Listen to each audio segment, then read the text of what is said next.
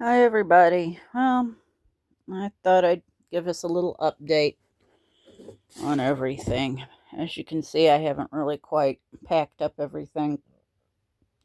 I just can't stand to do it right now. I'm going to take some more of the stuff and just put it into the crate because I do eventually want to adopt another bunny, and I think a lot of this he would love for them to have. But right now, it's just too raw and painful to do much at a time. I've got all of his opened treats and a few of his toys and his medications and probiotics bagged up here, and I'm hoping to take those to the rescue this Sunday because they are having the bunny boutique like they do every year in November. I don't really even want to go to that, but I think it might be good for me and see some more bunnies and see exactly where his items are going. And I think he would love it very much if some of his items went to improve another precious, innocent life that was treated like garbage, because these animals matter to me. In fact, he mattered more to me than a lot of people did. And I know that sounds terrible, but tough. I will warn you, there might be some swearing in here because I'm just venting and I'm very upset and I've been very, very angry. I've had a hard time keeping my temper with everybody. There's been people out here being very, very noisy. We've had people shooting. We've had people with loud radios, and it just it always bothers me, but it's been bothering me worse than ever. There's some people about a quarter of a mile up the road, if that, have these two giant dogs, and they bark at weird hours. And I've been half tempted to go up there and pound on their door and tell them to bring stupid things inside because I can't stand their noise. Never couldn't. Yeah, hello, Phoenix. Did you go outside for a little while? It's nice out, so I've got the catio open for them. This guy, Roswell's upset too, but Phoenix here has really been having problems coping. And that's another thing. He's really been following me around. He's been glued to me. And I completely understand it. Yeah, you. But he has just literally been under my feet, just like right up my bum the whole time. And it's kind of, I completely understand and I try to sympathize with him and everything. But my gosh, it is hard to keep my temper when he's right under my feet and I trip and have a hot cup of coffee in my hand. The floor is pretty uneven in the kitchen. We're fixing to have some renovations done, and after that's done, I'm probably going to get a new bunny. But for now, I'm just trying to live, but everybody is just really making it difficult. I just want to be left alone. I feel bad because I haven't been to see any of my friends or anything, but I haven't really been in that good a shape to drive mentally. And I don't want my anger and lack of sleep to harm someone else because I am just not there right now. I feel like somebody just shot my entire body full of Novocaine. I have cried a little bit more, but it's like I'm all dried out. I know it's probably going to hit me out of the blue again, but right now look at that. There's this Christmas stocking and everything. All his stuffed toys I always used to put out every season, changing his Halloween stuff out. Halloween is officially a no-fly holiday now, just like a lot of them. I don't really like Christmas that much after what happened. Those of you that have followed me for several years, you know what happened on Christmas a few years ago. And Raven died just before Easter. I don't know. I'm just I don't think I'm going to celebrate holidays much anymore. They're just not that much fun. And there's always just this overwhelming anxiety. Halloween used to be my favorite. Now I'm just like, nope, don't want it anymore. But he meant so much to me. He was my world. There's a lot of people out there I would gladly give them up so he and the cats could have their years and lives.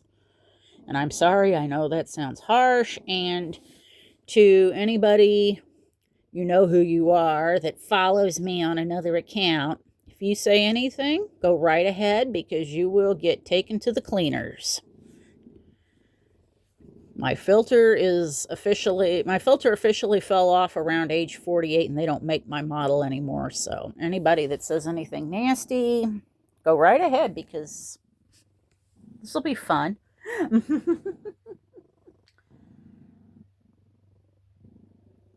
But yes, I cared about him and these guys too, of course. I care about him more than I probably have most other humans in my life, and definitely the random strangers I come across.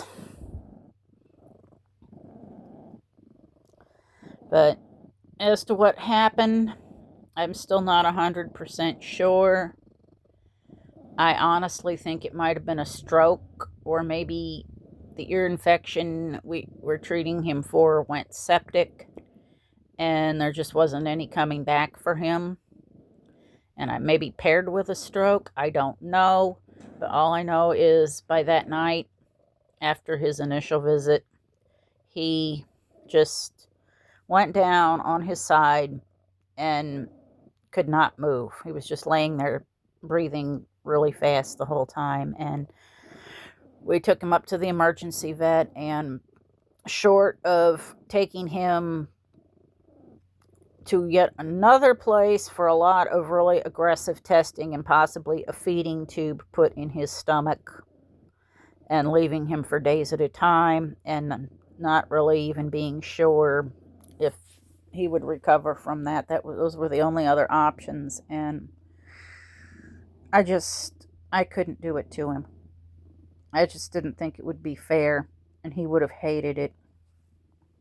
And I don't know if that's the right decision or the wrong decision, but that night we took him up there. I wasn't going to leave him just laying there in his pen gasping all night. So I was like, one way or the other, we're going to take him somewhere and we're going to get some kind of answer and come to some kind of a conclusion. If I have to stay up here with him for a couple of days and it's an easy fix, so be it. And, if they could have promised me he would have just popped right back to normal if we just did this, that, and the other, or if it meant saying goodbye. And unfortunately, it was saying goodbye, but it was some kind of closure, and I didn't want to leave him feeling like he was that whole night. So that's about it. As to how I'm doing, well, cover your ears, kids, because I really feel like shit. And I know everybody tells me that, I did everything I could and it was done out of love and everything. I still feel guilty and I still feel bad. And there's still this empty spot up here where there used to be hay and poop flung everywhere and a little guy jumping around for his veggies. If I could have him back healthy and happy, it would mean so much to me, but he's gone, and yeah. As for you guys, I can't thank you enough for being supportive. You guys have been great. I really appreciate that, especially with all the onslaught of holidays coming and stuff. And it's just, you guys have been great. I love you. I will continue to upload. It just will be bunnyless for a while, but please, my bunny people, don't leave, because we do still have other adventures in store. It's just going to take a while, but I'll continue to upload with these guys and my unboxings and stuff. And it's just not going to be the same because I know Curtis was kind of the star of the show with Phoenix here. And poor Phoenix, I just feel so bad for him, especially since I've been kind of irritable. And he's never understood boundaries, but now he really doesn't understand boundaries. He's like, he's like a little clingy kid, and I keep reminding myself of that. He doesn't understand either. But right now we're just trying to heal. I want to get some stuff done to the house. So maybe I'll focus on that and then get my heart healed, and eventually another lucky little bunny will claim these toys. Maybe I'll upload a little bit from the boutique and do a haul video if I get something up there. They have human goodies too. It's really going to be hard because I used to buy so much stuff for him. We would easily spend over $100 each on these rabbits, but it was so much fun. We would literally save up our money from other shopping trips like the mall and stuff just to splurge at the rescue, because all the money goes to the rabbits. And